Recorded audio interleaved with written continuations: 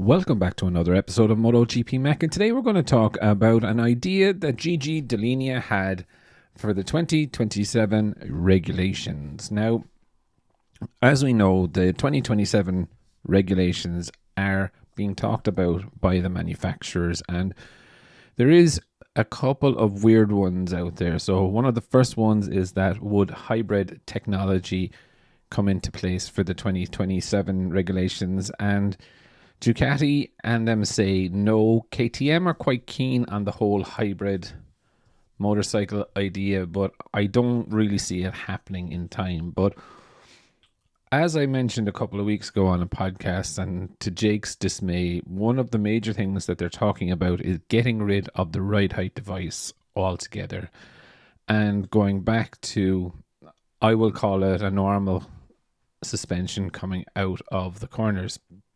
Yes, there is risks to it, and it's still being talked about by the manufacturers whether they're going to get rid of it or whether they're not. However, Ducati and Gigi Dall'Igna are quite interested in keeping it. However, using it as more so of an overtaking way or system, or like a push-to-pass system.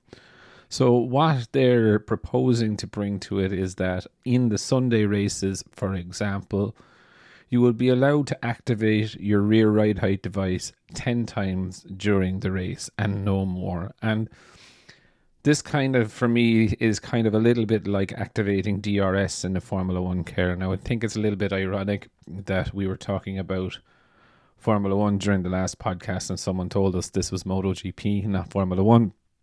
But in essence, all they're really doing is taking the drag reduction system, or the DRS system, that allows cars to pass on the straight a little bit easier by dumping the downforce. Here, what it would be is that a rider would be able to activate his rear ride height device coming out of a corner. Now, there is loads still to be worked out here. This is just an idea from Ducati. Don't know whether it will fly, but you know, can the person that behind only use the rear ride height device, or can you use it to defend? So, for example, could Yamaha, who is slower down the straight, use it to defend in a straight line from a Ducati or a KTM, etc.?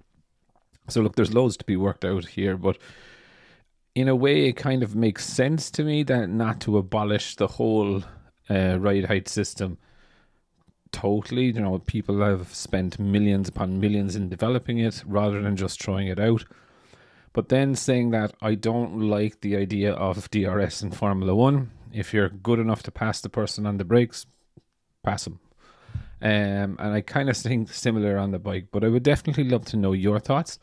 What do you think of Gigi's idea that a rider can use the rear ride height device coming out of a corner 10 times during a feature race on a Sunday, creating a push to pass or a DRS system for MotoGP?